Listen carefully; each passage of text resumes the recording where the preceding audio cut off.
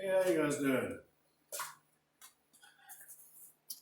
Have you guys ever started a project, uh, even though this is, close to being done, but you wanted to do some upgrades, um, fix a few things, and nothing big, nothing special. Like, for me, I thought, I want to upgrade the wiring loom. So I got rid of the old hard plastic stuff, and I got some better looking braided stuff on there. Well, I start taking the wiring loom off and getting everything separated and cleaned up and and reorganizing some stuff like that. And you get it all back together, and you can't figure out why your car won't start. Yeah, we've all been there. We've all done that. So, you haven't really, you can't think of anything you've done. All you did is took the wiring loom off, put the wiring loom on, rerouted some wires to make it look better, and you put it back together and, damn, don't start. Ain't hitting the lead. So, yeah, that happened to me. It happens to everybody. I don't care what kind of gearhead you are.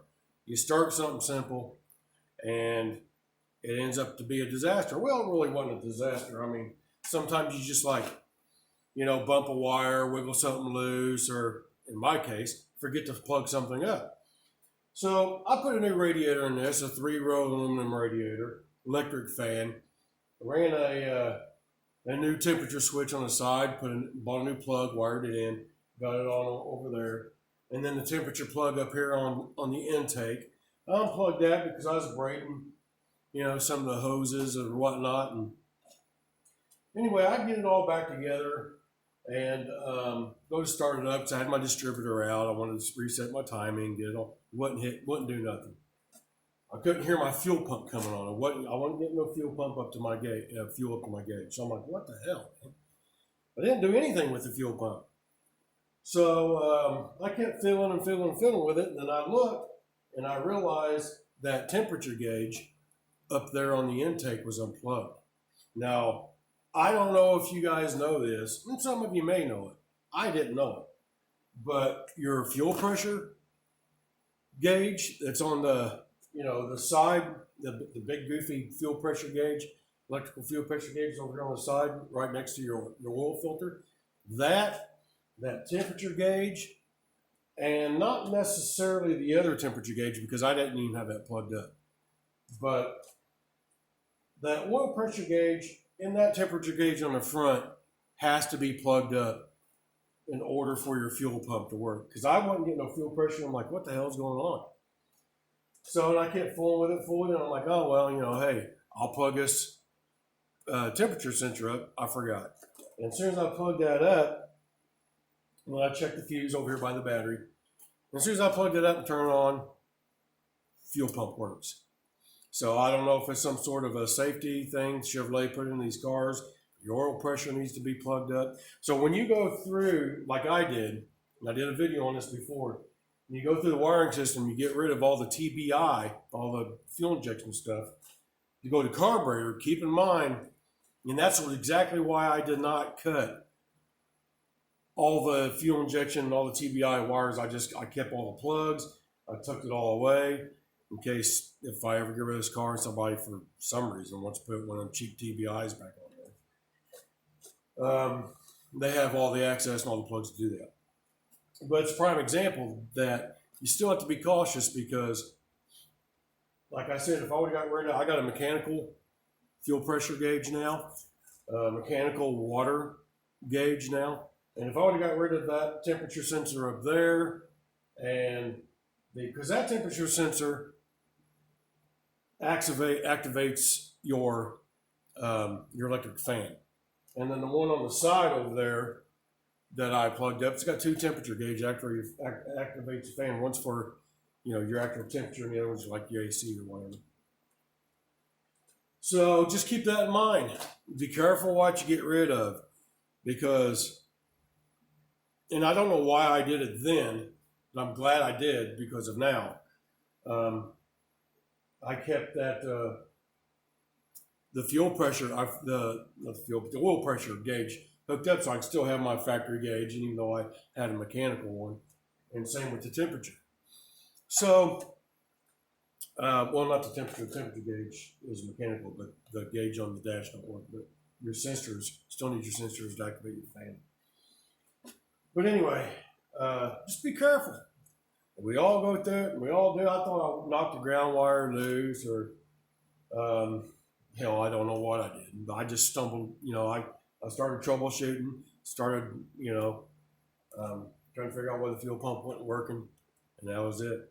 And then after I fix that problem, I get my distributor in. I get the timing pretty much straight up. Go to fire it up, set the timing. It's not hitting a lick. Still hitting a lick, even though I got fuel. So you start troubleshooting that, and you look, and I found out that on my distributor, or in my distributor, the little the plug, the wire was released on the plug, so I had to fix that, put it back in there. That's just a gearhead. That's just normality. I mean, once you start doing stuff, you have it running, and you're upgrading, and you're doing stuff, and little things happen. It's part of it. But anyway, that's just in case anybody out there is not knowing. I've seen some posts where people's like, "Hey, my fuel pump ain't working. Fuel pump ain't working. You got a little fuse over here. Check it. Make sure it's good. Make sure your temperature sensor on your intake's plugged up. Make sure your oil gauge on the side of the block next to your oil filter, it's plugged up. All that affects it. I didn't know that. I've been in this for a long time. But learn something new every day. Anybody out there that says, they know it all, are liars. Because you learn stuff, you learn every day. So, but anyway, I did some upgrades to this. Let me zoom in a little bit. Braided. Let that focus. If it will. Is it? I don't think it's going to focus.